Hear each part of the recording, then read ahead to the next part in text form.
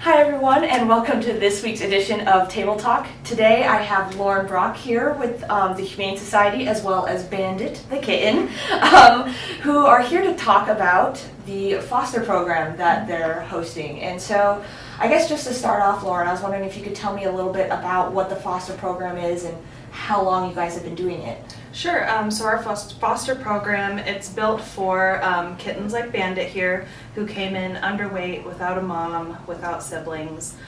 So the foster program is dedicated to kind of help get them into a home so they can put on weight and be healthy enough to then be fixed and put up for adoption.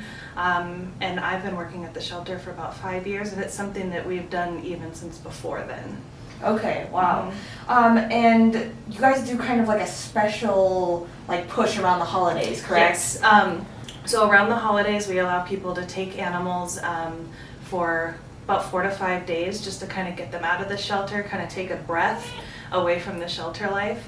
And usually what we find is that when they come back, they're so much more relaxed when they're in the kennel, and it just does them a world of good mentally for them just to take that break. For sure. And the foster program, because you can do the fostering whenever, not just around the holidays. Yes. And so it's for cats and dogs, and how long is it usually? Sure. So we do cats and dogs. So for cats, it's kittens, nursing moms. And dogs, we do any sort of medical problem or issue that they need just to get out of the shelter while they recover, as well as nursing moms with puppies. And that can go, usually the minimum is 4 weeks. It can go anywhere to a couple of months, just until they're big enough and healthy enough to get fixed and find their forever home. For sure. And what should people consider, before doing the foster program?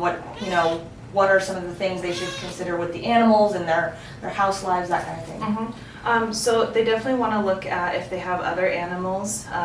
So if they have dogs or cat, they want to make sure that they're going to get along with the animals that they're going to be bringing into their home, because it's stressful for everyone involved, especially during the first couple of weeks.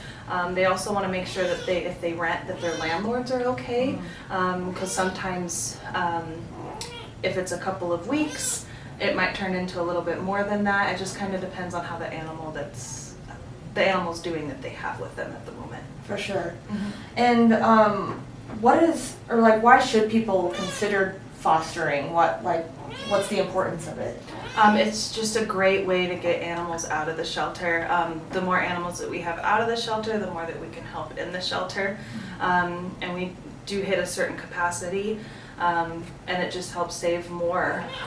So the ones that we can't, you're so distracting. The ones that have a higher need, ones that maybe need help weaning off of mom, or they come in with mom and they need help to eat. Those are the ones that we really need help with to get them out of the shelter, because we're not there overnight to watch them how they're doing. So it's a really great way to just help any animal that needs help. For sure.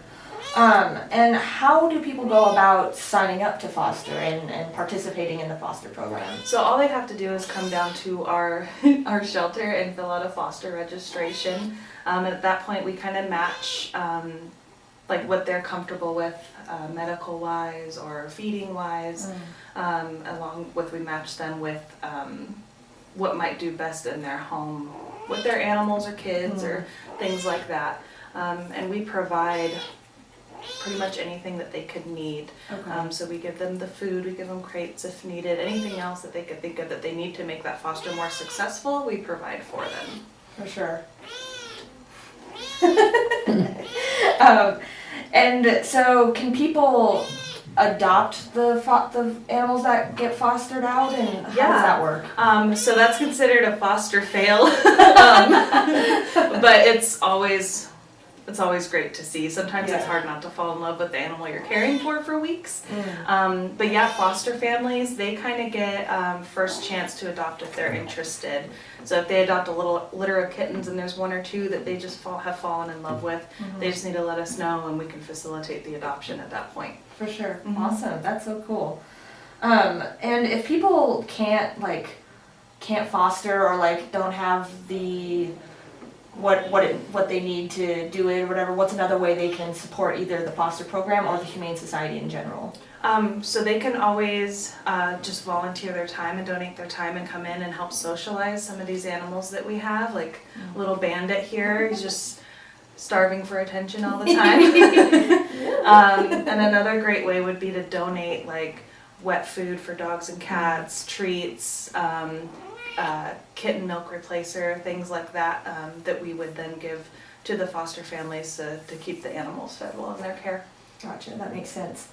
I think that kind of covers all the questions I have. Is there anything else that you'd like to add, or anything else you would like to add?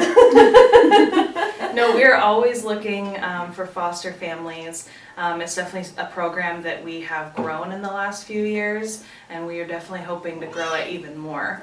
Like I said, every life that gets to leave the shelter is a life saved, and it definitely helps them, flourish, to be socialized, and it's just a great program for everybody involved. For sure.